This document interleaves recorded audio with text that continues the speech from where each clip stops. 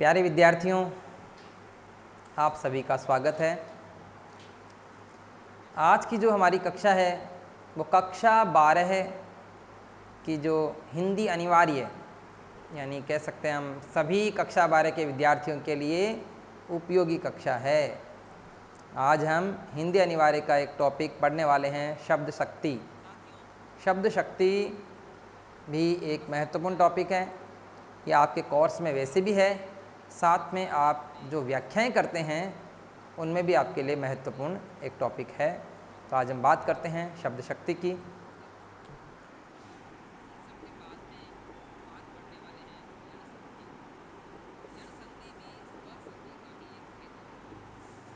शब्द शक्ति, देखो नाम से भी कुछ पता चल रहा है। शब्द शक्ति यानी विद्यार्थियों, शब्द में एक शक्ति होती है। नाम देखेंगे, शब्द शक्ति यानी शब्द में एक शक्ति होती है और उस शक्ति के कारण उस शब्द का अर्थ हम लोग समझ पाते हैं।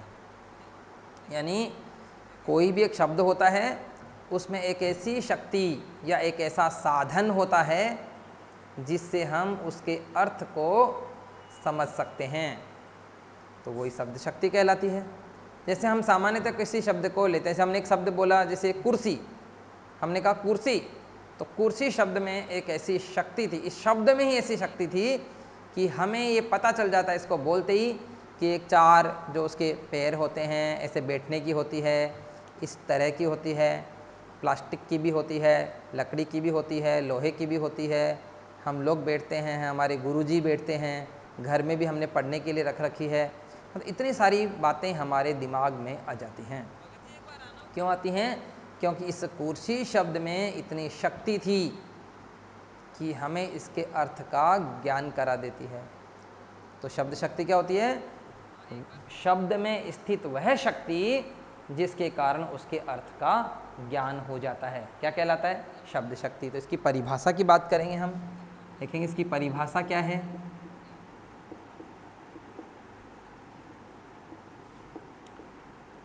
इसकी परिभाषा में ऐसे करेंगे, जिस शक्ति या साधन के द्वारा, जिस शक्ति या साधन के द्वारा शब्द के अर्थ का बोध होता है,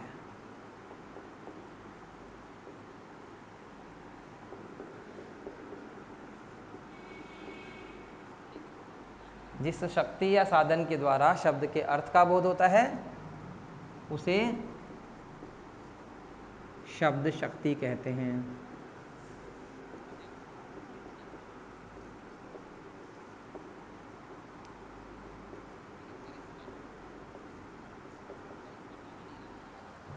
तो देखो, एक बहुत ही महत्वपूर्ण टॉपिक है ये शब्द शक्ति। कक्षा 12 में चलता है। ये कंपटीशन लेवल पर भी जो हिंदी से सेकंड ग्रेड की जो एग्ज़ाम देता है, प्रथम श्रेणी फर्स्ट ग्रेड जो हिंदी से देता है और कॉलेज लेक्चरर जो देता है, उन सभी के लिए महत्वपूर्ण ये टॉपिक है। पहले NCERT जो कोर्स चलता था पहले 10th में, उसमें भी ये चलती थी। तो देखो अभी 12वीं कक्षा में अनिवार्य हिंदी में है, जिस शक्ति या साधन के द्वारा शब्द के अर्थ का बोध होता है उसे शब्द शक्ति कहते हैं। तो आपको समझ में आ गई होगी, यानी नाम से पता चल रहा है शब्द शक्ति यानी ऐसी शक्ति, ऐसा साधन जिससे शब्द के अर्थ का बोध होता है। तो ये क्या है? शब्द शक्ति है। अब इसके भेद कितने होते हैं? तो इसके भेद होते हैं 3। देखो इसके 3 भेद होते हैं शब्द शक्ति के, और वो कौन कौन से होते हैं 3 भेद? आप इस तरीके से इसको विभाजित कर सकते हैं।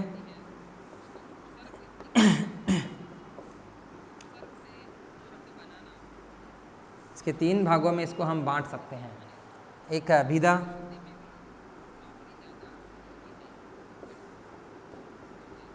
दूसरा है लक्षणा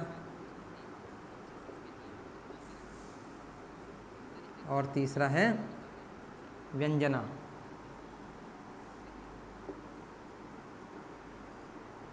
3 भागों में इसको हम बांट सकते हैं, अभिधा, लक्षणा और व्यंजना।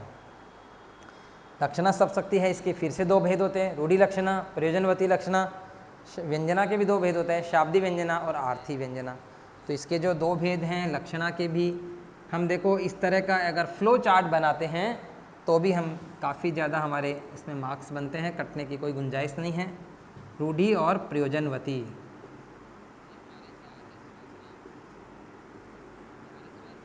व्यंजना के भी 2 भेद हैं, शाब्दी और आर्थी। देखो ये कंपटीशन लेवल पर जब बात करते हैं तो ये बहुत ज़्यादा अंदर तक डेप्थ में चला जाता है, लेकिन अभी हम सामान्यतः 12वीं क्लास के लेवल की बात कर रहे हैं। बहुत ही अच्छा इस तरीके से विभाजन आप करेंगे, हो सकता है यही आपके प्रश्न बन जाए कि शब्द शक्ति किसे कहते हैं और उसके कितने भेद होते हैं। तो जो भी बोर्ड पे लिखा हुआ आप ऐसा कैसा भी लिख देंगे तो आपके पूरे नंबर इसमें आ जाएंगे। तो देखो शब्द शक्ति किसे कहते हैं, जिस शक्ति या साधन के द्वारा शब्द के अर्थ का बोध होता है उसे शब्द शक्ति कहते हैं। और शब्द शक्ति के कितने भेद होते हैं, 3 भेद होते हैं। कौन कौन से होते हैं, याद करने की कोशिश करेंगे, अभिधा, लक्षणा और व्यंजना, 3 भेद हो गए। अभिधा के तो इसमें कोई भेद नहीं होते हैं, लेकिन लक्षणा के रूढ़ि लक्षणा और प्रयोजनवती लक्षणा 2 भेद होते हैं। बाद में और ये आगे बढ़ जाते हैं, लेकिन हम यहाँ तक ही करेंगे।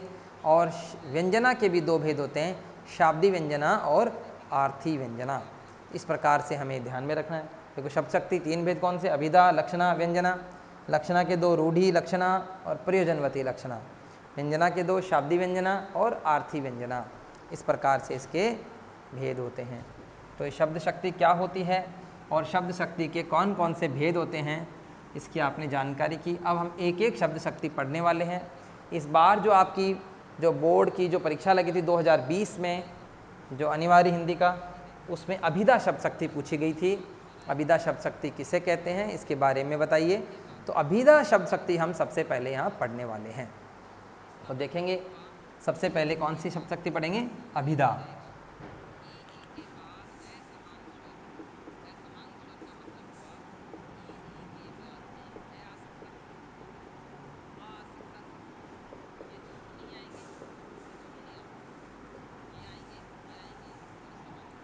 अब जब भी कोई शब्द शक्ति का प्रश्न बनता है तो हमें 2 ही बातें ध्यान में रखनी है कि वो शब्द शक्ति कहते किसे हैं, उसकी क्या क्या विशेषताएं होती हैं, और उसका 1 या 2 उदाहरण हमें आने चाहिए।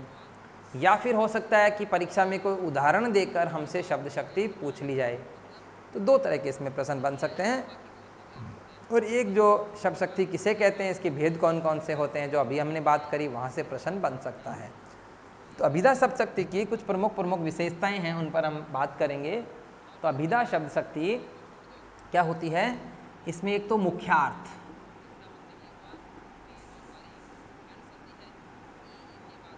मुख्यार्थ निकलता है इसमें, है ना।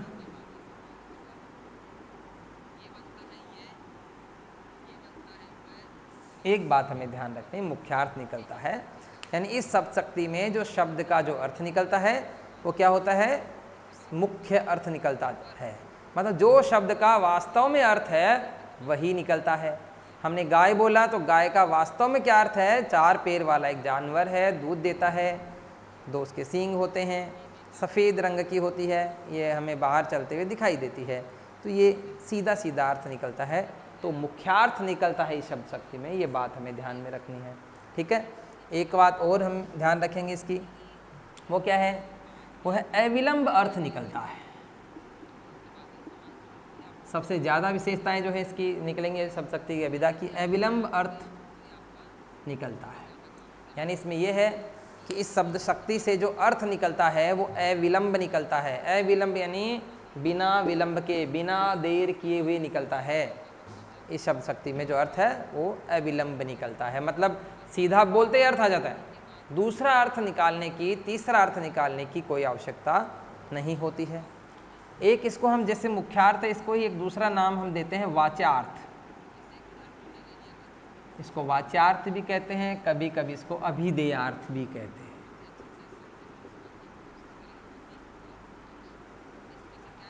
तो ये बात ध्यान में रखेंगे। एक विद्वान थे रामदहिन मिश्र, उन्होंने क्या कहा साक्षात सांकेतिक अर्थ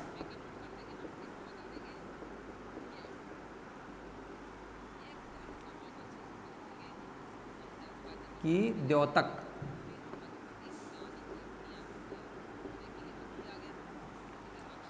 मतलब साक्षात सांकेतिक अर्थ का बोध कराने वाली शब्द शक्ति कौन सी होती है? अभिधा होती है। साक्षात सांकेतिक अर्थ का बोध कराने वाली, ये बात किसने बताई थी? पंडित रामदहीन मिश्र।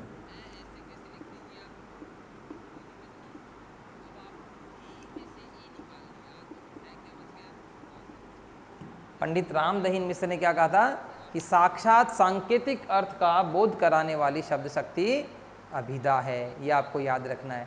अभिधा शब्द शक्ति की 2-3 विशेषताएं आपको जितनी भी इनमें से याद हो जाएं लिख सकते हैं परीक्षा में। एक, मुख्यार्थ का बोध होता है, वाच्यार्थ भी कहते हैं उसे, अभिधेयार्थ भी कहते हैं, अविलंब अर्थ निकलता है। और एक, पंडित रामदहीन मिश्र ने क्या बताई? साक्षात सांकेतिक अर्थ का बोध कराने वाली शब्द शक्ति कौन सी है?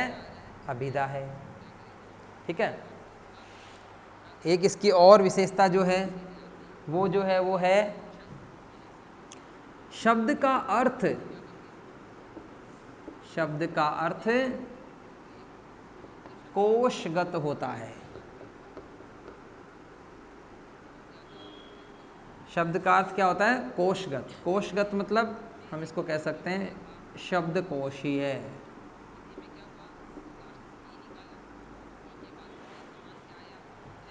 यानी इस शब्द शक्ति में जो शब्द का जो अर्थ निकलता है वो कोशगत होता है। मतलब शब्दकोश में यानी डिक्शनरी में जिसका जो अर्थ होता है वो ही निकलता है। जैसे हमने कहा गाय बोला, कुत्ता बोला, कुछ भी बोला, उसका डिक्शनरी में अर्थ देखिए वही मिलेगा जो है। कुत्ता देंगे तो 4 पैर का जानवर है, भौंकने वाला होता है, रक्षा करने के लिए जाना जाता है, ऐसे। तो क्या है ये? कोशगत अर्थ होता है। तो अभिधा शब्द शक्ति विलंब अर्थ निकलता है और साक्षात सांकेतिक अर्थ का बोध कराती है। विलंब अर्थ निकलता है, मुख्यार्थ का बोध कराती है। ठीक है, ये ध्यान रखेंगे। एक और इसकी जो विशेषता है जो है क्या है? लोक प्रसिद्ध अर्थ निकलता है।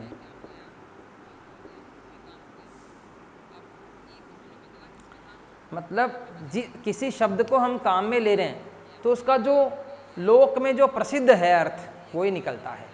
दूसरा अर्थ नहीं निकालते, जो सबसे ज़्यादा जो प्रसिद्ध अर्थ निकलता है वो उसका निकलता है। सामान्य अर्थ होता है। तो देखो अभिधा शब्द शक्ति क्या होती है? मुख्यार्थ या लोक प्रसिद्ध अर्थ का बोध कराने वाली शब्द शक्ति कौन सी है?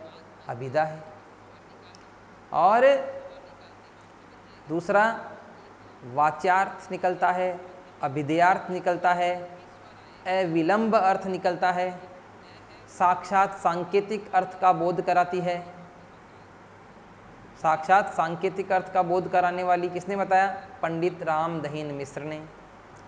और इसके अलावा ये शब्द का अर्थ कोशगत या शब्दकोशीय होता है और लोक प्रसिद्ध अर्थ का बोध कराने वाली है। इतनी बातें हैं। अब इनमें से आपको जितनी भी याद रह जाए आप लिख देंगे। आपको मान लो यहाँ 5-6 बातें हैं, आपको 2 याद रह गई, 3 रह गई, 4 रह गई, तो उतनी भी आप लिख देंगे तो आपका उत्तर बहुत अच्छा हो जाएगा। अभिधा शब्द शक्ति यानी मुख्यार्थ निकलता है, सीधा सीधा जो अर्थ है वही निकल जाता है। लोक प्रसिद्ध अर्थ निकलता है, शब्दकोश अर्थ निकलता है। ये आपको ध्यान में रखना है। साक्षात सांकेतिक अर्थ का बोध कराती है। ये आपको कई बातें बताई। अब कई आचार्य थे जिन्होंने अभिधा शब्द शक्ति को अच्छा बताया, किसी ने अभिलक्षणा को अच्छा बताया, किसी ने व्यंजना को अच्छा बताया। तो एक रीतिकालीन आचार्य थे देव, भी इनके पाठ भी चलते हैं देव के। तो देव जो था रीतिकाल का आचार्य देव, रीतिकालीन कवि थे, आचार्य भी थे। इन्होंने अभिधा शब्द शक्ति को उत्तम कहा। इन्होंने कहा अभिधा शब्द शक्ति क्या है? उत्तम है, बाकी शब्द शक्तियों से ज़्यादा अच्छी है। इन्होंने एक पंक्ति भी लिखी इसके लिए, अभिधा उत्तम काव्य है। अभिधा उत्तम काव्य है मध्य लक्षणाहीन।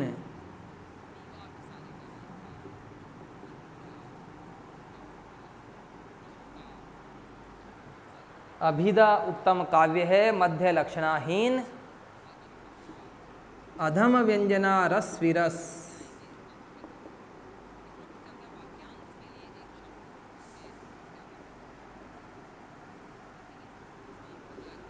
उल्टत कहत प्रवीण।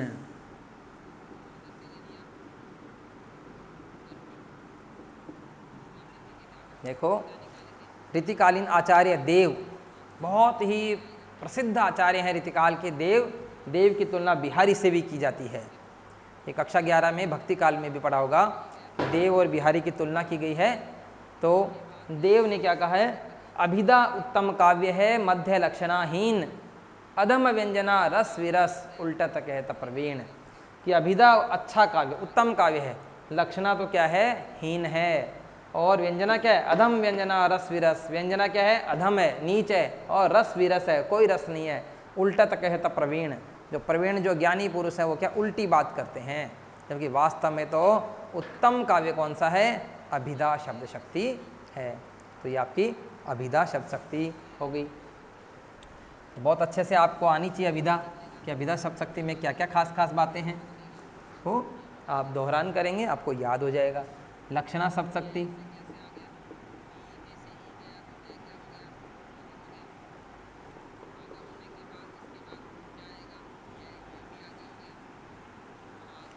देखो लक्षणा शब्द शक्ति जो होती है वो कब होती है? जब किसी भी शब्द को हमने बोला, किसी भी पंक्ति को बोला, बोलने के बाद जो उसका मुख्य अर्थ है, कौन सा? अभिधा वाला अर्थ, उसमें तो आ जाए बाधा, और फिर या तो रूढ़ि के कारण या प्रयोजन के कारण अन्य अर्थ ग्रहण हो जाए, वहाँ लक्षणा शब्द शक्ति होती है। यानी इसमें क्या होता है? जैसे हम किसी को मान लो ऐसे बोलते हैं, गाय घास चर रही है। गाय घास चर रही है तो कौन सी शब्द शक्ति हुई? अभिधा हुई। राजा दशरथ के 4 पुत्र थे, कौन सी हुई? अभिधा हुई। ठीक है, अब ये तो अभिधा शब्द शक्ति है, गाय घास चर रही है, अभिधा, कि गाय का अर्थ गाय ही निकल रहा है। लेकिन हम ऐसे कह दें कि वह स्त्री तो बिल्कुल गाय है। अब आप देखो इसका, अब यहां पर हमने बोला वह स्त्री तो बिल्कुल गाय है, यहां जो गाय शब्द है उसका वो अर्थ नहीं होगा जो पहले वाले गाय शब्द का था। अब यहाँ गाय का अर्थ है सीधा साधा, यानी सीधी सादी स्त्री है वो। उसके मुख्य अर्थ गाय का कौन सा? 4 पैर वाला जानवर, उसमें तो क्या हो गई? बाधा आ गई। फिर रूढ़ि के कारण या प्रयोजन के कारण अन्य अर्थ निकल गया। तो देखेंगे इसको एक बार, लक्षणा शब्द शक्ति, इसमें क्या हो जाएगा? जहां मुख्यार्थ का बाध, देखो मैं बाध बोल रहा हूं, बोध नहीं बोल रहा। जहां मुख्यार्थ का बाध होने पर रूढ़ि या प्रयोजन के कारण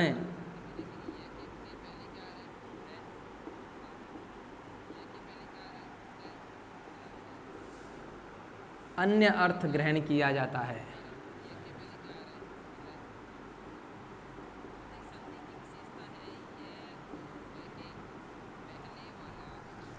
अन्य अर्थ ग्रहण किया जाता है, वहां लक्षणा शब्द शक्ति होती है।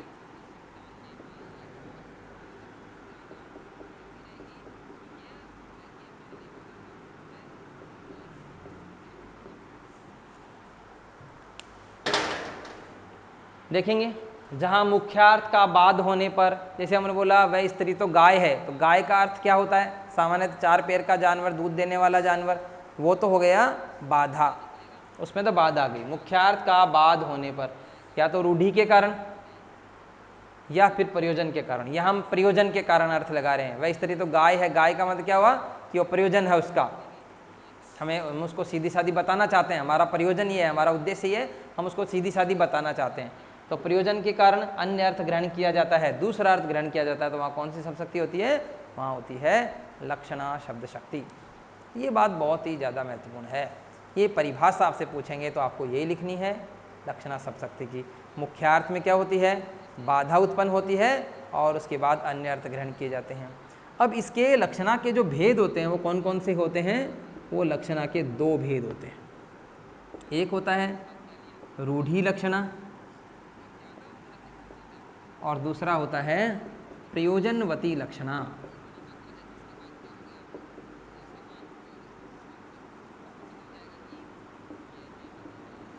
दो भेद अभी भी बात कर रहे थे हम जब फ्लो चार्ट बनाया कि इसके दो भेद कौन से हैं, रूढ़ि लक्षणा और प्रयोजनवती लक्षणा।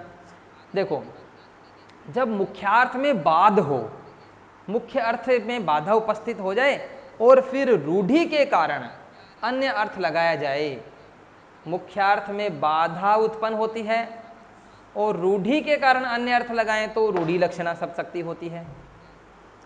और मुख्यार्थ में बाध हो और प्रयोजन के कारण अन्य अर्थ लगाया जाए तो प्रयोजनवती लक्षणा शब्द शक्ति होती है। तो प्यारे विद्यार्थियों, ये बात हमें ध्यान में रखनी है। किसी भी तरह से इस टॉपिक को अपने दिमाग पर बर्डन नहीं बनाएंगे, थोड़ा थोड़ा करके पढ़ेंगे। अभिधा पढ़ ली, एक दिन अभिधा पढ़ लेंगे, दूसरे दिन व्यंजना पढ़ लेंगे, लक्षणा पढ़ लेंगे, फिर व्यंजना पढ़ लेंगे। इस तरीके से पढ़ेंगे, एक दो बार रिपीट कर करके पढ़ेंगे तो बहुत अच्छे से आपका टॉपिक तैयार हो जाएगा। तो देखेंगे लक्षणा शक्ति क्या होती है। लक्षणा शब्द शक्ति में मुख्यार्थ का बाध होता है और या तो रूढ़ि के कारण या प्रयोजन के कारण अन्य अर्थ ग्रहण किया जाता है, एक बात। और मुख्यार्थ का बाध होने पर रूढ़ि के कारण अर्थ ग्रहण किया जाता है तो रूढ़ि लक्षणा, प्रयोजन के कारण किया जाता है तो प्रयोजनवती लक्षणा। आप इनकी परिभाषा भी इस तरह से दे सकते हैं कि मुख्यार्थ में बाधा उत्पन्न होने पर रूढ़ि के कारण अन्य अर्थ ग्रहण किया जाता है, रूढ़ि लक्षणा। मुख्यार्थ में बाधा होने पर प्रयोजन के कारण अन्य अर्थ ग्रहण किया जाता है, प्रयोजनवती लक्षणा। बहुत सीधा सा आप इसका बता सकते हैं। जितने भी मुहावरे हैं और जितनी भी लोकोक्तियां हैं उनमें क्या होता है, ये लक्षणा शब्द शक्ति होती है। यानी मुहावरे और लोकोक्तियां ये क्या होती है, रूढ़ि से होती हैं, ये रूढ़िवश होती हैं। ये रूढ़ि के कारण, रूढ़ि मतलब परंपरा के कारण चली आ रही हैं। मुहावरे और लोकोक्तियों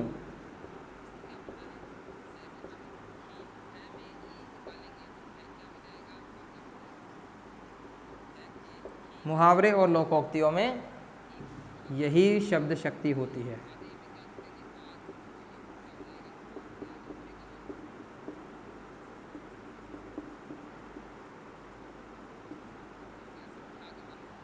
मुहावरे और लोकोक्तियाँ जो हैं उनमें ये शब्द शक्ति होती है, कौन सी, लक्षणा। ठीक है, और इसमें मुहावरों में स्पेशली रूढ़ि हो जाती है। चलो देखेंगे, ये बात आपको समझ में आ गई होगी। अब इसके कुछ उदाहरण लेते हैं। तो लक्षणा शब्द शक्ति मुख्यार्थ का बाद होता है, रूढ़ि के कारण प्रयोजन के कारण अन्य अर्थ ग्रहण किया जाता है। रूढ़ि के कारण किया जाता है तो रूढ़ि लक्षणा, प्रयोजन के कारण किया जाता है तो प्रयोजनवती लक्षणा। और मुहावरे और लोकोक्तियों में यही शब्द शक्ति होती है। इसके कुछ उदाहरण जैसे देखो, वह तो हवा से बातें करता है।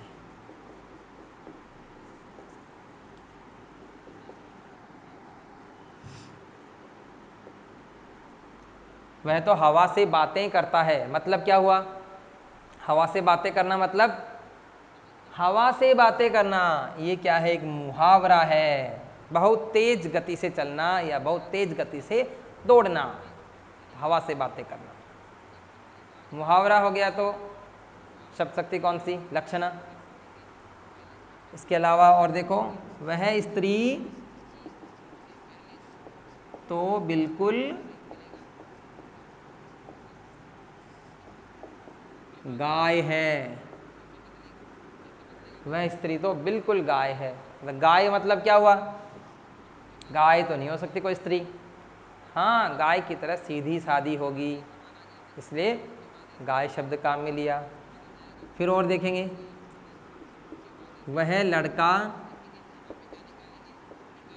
गधा है। अब यहाँ गधा का क्या अर्थ हो गया, तो लड़का तो गधा हो नहीं सकता, मतलब गधा नहीं लेकिन गधे की तरह है, यानी मूर्ख है। तो यहाँ पर उसका जो गधे वाला अर्थ है उसमें क्या हो गया, बाधा उत्पन्न हो गई। और रूढ़िवश बोलते रहते हैं, प्रयोजनवश बोलते रहते हैं, प्रयोजन के कारण, सॉरी यहाँ पर प्रयोजन के कारण उसको क्या बताते हैं, गधा बता देते हैं। हमारा उद्देश्य उसको गधा मूर्ख बताना, और हम उसको गधा बोल देते हैं, वह लड़का तो गधा है, मतलब मूर्ख न बताकर उसको गधा बता देते हैं। तो गधे का क्या हुआ, मुख्य अर्थ तो छोड़ देते हैं हम, और अन्य अर्थ कौन सा, मूर्ख वाला जो अर्थ हम लगा लेते हैं, क्या है, वह लड़का गधा है। तो गधा न होकर क्या है, मूर्ख है। इसी तरह एक और देखो, उसका घर स्टेशन पर है।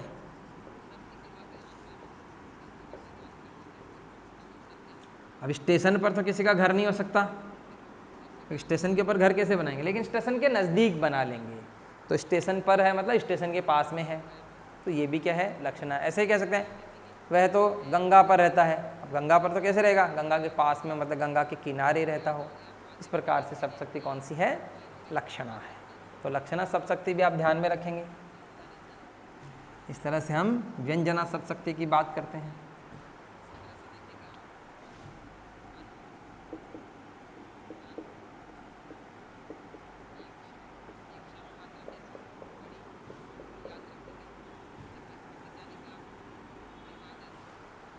व्यंजना सब शक्ति में क्या होता है, किसी भी शब्द का जो अर्थ होता है, न तो वो अभिधा के कारण निकलता है, न लक्षणा के कारण निकलता है, बल्कि कथन के संदर्भ के अनुसार अलग अलग अर्थ निकलता है।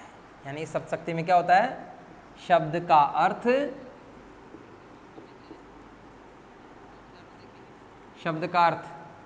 कथन के संदर्भ के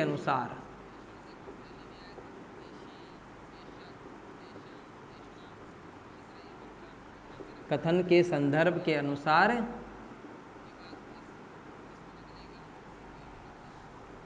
अलग अलग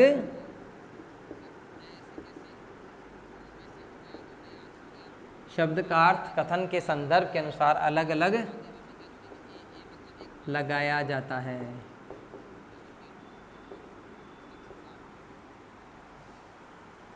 यानी जहां पर किसी शब्द का अर्थ न तो अभिधा से निकलता है, न लक्षणा से निकलता है, बल्कि कथन के संदर्भ के अनुसार, परिस्थिति के अनुसार अलग अलग अर्थ निकल जाता है, तो वहाँ कौन सी होती है, व्यंजना। जिसे हम सीधे सीधे उदाहरण बोलते हैं, हमने बोला 10 बज गए, 10 बज गए बोलते ही बात तो एक ही, 10 बज गए।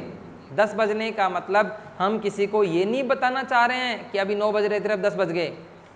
हम ये बोलना चाह रहे हैं, जिसको भी बताना चाह रहे हैं वो अपने हिसाब से अर्थ निकालेगा। कोई बच्चा होगा, वो सोचेगा अरे मुझे तो स्कूल जाना था 10 बजे, तो वो स्कूल के लिए सोचेगा। कोई किसान होगा, वो सोचेगा मुझे तो खेत पे जाना है, वो खेत के लिए सोचेगा। कोई पुजारी होगा, वो सोचेगा मुझे मंदिर में जाना है, वो उसके लिए सोचेगा।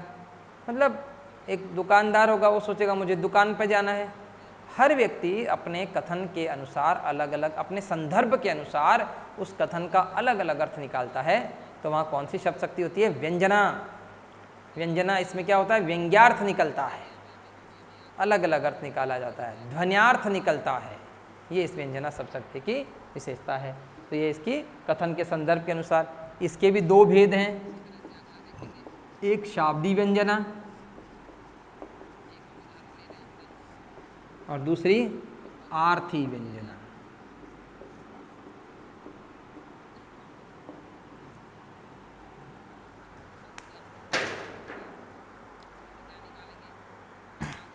शाब्दी व्यंजना और आर्थी व्यंजना। देखो, व्यंजना शब्द में भी हो सकती है और व्यंजना अर्थ में भी। शाब्दी व्यंजना क्या होती है, श्लेष अलंकार की तरह होती है। यानी जहां किसी शब्द का अर्थ जो व्यंग्यार्थ, अन्य अर्थ शब्द में निहित होता है, जहां किसी शब्द में ही व्यंग्यार्थ निहित होता है, व्यंजना निकलती है, तो वहां शाब्दी व्यंजना सब शक्ति होती है। यदि उस शब्द की जगह उसी अर्थ वाला दूसरा शब्द रख दें तो व्यंजना समाप्त हो जाती है। एक बार इसको भी देखेंगे। जहां व्यंजना अर्थ में निकलती है, यदि किसी शब्द की जगह उसी अर्थ वाला दूसरा शब्द रख दें तो व्यंजना समाप्त नहीं होती है। ये बात आपको थोड़ी समझ में कम आई होगी, तो देखेंगे एक बार फिर से। शाब्द यानी शब्द, व्यंजना किसमें होती है, शब्द में। अर्थ यानी अर्थ, व्यंजना किसमें होती है, अर्थ में। यहाँ एक शब्द होता है उसमें व्यंजना होती है, उसी के कई अर्थ निकलते हैं। और यदि उस शब्द की जगह वैसा उसी अर्थ वाला कोई दूसरा शब्द रख देंगे, व्यंजना खत्म हो जाएगी। यहाँ क्या होगा, व्यंजना निकलेगी, अर्थ से निकलेगी। कोई शब्द है, उसको उसकी जगह उसी अर्थ वाला दूसरा शब्द रख देंगे, व्यंजना नष्ट नहीं होगी, क्योंकि व्यंजना किस में होती है, अर्थ में होती है, शब्द में नहीं होती है। यहाँ व्यंजना तो शब्द विशेष में ही होती है, अर्थ भले ही कुछ भी हो, अर्थ सेम हो जाएगा, तो भी व्यंजना तो शब्द पर ही आधारित थी। थोड़ा सा आप कोशिश करेंगे कि वो हो जाए। व्यंजना शब्द पर होती है, शब्द को बदल देने पर, उसी अर्थ वाला दूसरा शब्द रख देने पर भी व्यंजना समाप्त हो जाती है। व्यंजना अर्थ में होती है, उस शब्द की जगह उसी अर्थ वाला दूसरा शब्द रख दें तो भी व्यंजना समाप्त नहीं होती है। अब देखेंगे आप, पहले हम बात करते हैं शाब्दी व्यंजना की। शाब्दी व्यंजना का एक उदाहरण क्या होता है, इसमें व्यंजना शब्द में होती है।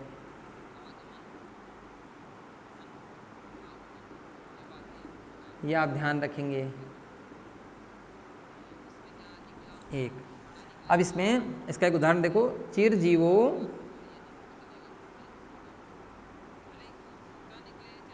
जोरी जुरे, चिरजीवो जोरी जुरे क्यों न स्नेह गंभीर।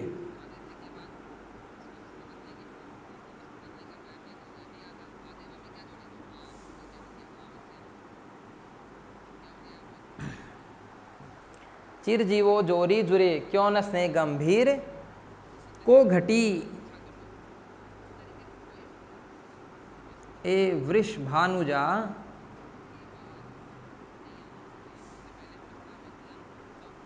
को घटी ए वृष भानुजा,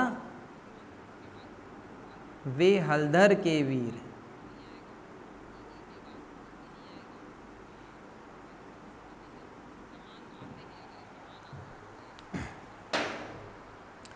चिरजीवो जोरी जुरे क्यों न स्नेह गंभीर, को घटी ए वृष भानुजा, वे हलधर के वीर। सेकंड ग्रेड में आया था ये, इसमें व्यंजना सब शक्ति पूछी कौन सी व्यंजना है, तो आंसर था शाब्दी व्यंजना।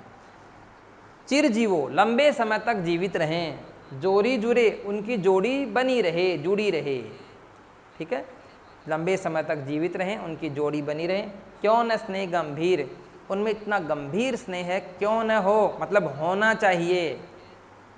को घटी उनमें से कोई भी कम नहीं है, ए वृष भानुजा, एक तो कौन है, वृष भानुजा है, और दूसरा हलधर के वीर, हलधर का भाई है। तो ये वृष भानुजा शब्द जो है, इसके दो टुकड़े करेंगे। एक इसका है वृषभानु और जा, यानी वृषभानु की बेटी। देखो, वृषभानु की बेटी कौन सी हो गई, वृषभानु, और जा मतलब वृषभानु की बेटी कौन, राधा। तो ये क्या हो गई, राधा के लिए आ गया। वृषभानु राधा के पिता का नाम था, वृषभानु लला, है ना, राधा के लिए। और एक दूसरा इसका इस तरीके से टुकड़ा करेंगे, वृषभ धन अनुजा। वृषभ मतलब बैल, और बैल की अनुजा यानी बहन, छोटी बहन, अनुजा यानी छोटी बहन होता है, तो कौन होगी, गाय। अब इस वृषभानुजा शब्द का इसके दो अर्थ निकाल लिए गए, टुकड़े इस तरह से कर दिए गए, सभंग श्लेष अलंकार है इसमें, सभंग टुकड़े करने के बाद, एक तो वृषभानुजा मतलब राधा, वृषभ अनुजा मतलब बैल की बहन यानी गाय। हलधर के भी दो अर्थ हैं यहाँ पर, एक है बलराम और एक है किसान। हलधर के वीर मतलब बलराम का भाई, वीर का अर्थ क्या होता है, भाई होता है। बलराम का भाई मतलब कौन, कृष्ण, और किसान, किसान का भाई मतलब कौन, बैल। हलधर वैसे बैल का भी होता है और हलधर किसान का भी होता है, लेकिन किसान का भाई मतलब बैल। इस तरह से देखें, वो लंबे समय तक जीवित रहें, उनकी जोड़ी बने रहें, उनमें इतना गंभीर स्नेह क्यों ना हो, उनमें से कोई भी कम नहीं है। एक कौन है, वृषभानु की बेटी यानी राधा है, और दूसरा बलराम का भाई यानी कृष्ण है। तो एक एक अर्थ हो गए राधा और कृष्ण का। दूसरा अर्थ क्या है, इधर अर्थ है गाय और इधर अर्थ है बैल का। अब आप सोचिए, यदि हम वृषभानुजा की जगह राधा रख दें तो गाय का अर्थ खत्म, गाय रख दें तो राधा का अर्थ खत्म। इसलिए ये शब्द तो यही आना चाहिए, शाब्दी व्यंजना है। या हलधर की जगह किसान रख दें तो बेल बलराम वाला अर्थ खत्म, बलराम रख दे तो किसान वाला अर्थ खत्म। इसलिए क्या होना चाहिए, यहाँ हलधर ही आना चाहिए और कुछ नहीं। इसलिए व्यंजना किसमें है, शब्द में। शब्द के अनुसार ही दो दो अर्थ निकल रहे हैं। श्लेष अलंकार है, श्लेष अलंकार शाब्दी व्यंजना एक ही बात होती है। तो इस तरीके से आपने कौन सी एक बैठी, शाब्दी व्यंजना। इसके बाद में हम दूसरी आर्थी व्यंजना पढ़ेंगे। बहुत ही अच्छा उदाहरण है, हो सकता है उदाहरण आपको सीधा ही परीक्षा में देकर पूछ लें कौन सी व्यंजना है। दूसरा आर्थी व्यंजना।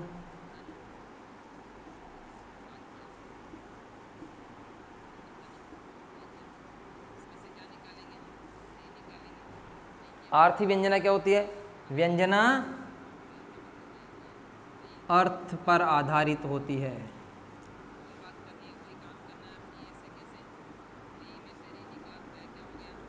व्यंजना अर्थ पर आधारित होती है, यानी हम देखते हैं उस शब्द की जगह उसी अर्थ वाला दूसरा शब्द रख दें तो व्यंजना नष्ट नहीं होती है, अर्थ पर आधारित होती है, हाँ आर्थी व्यंजना है। जैसे हम कहते हैं संध्या हो गई,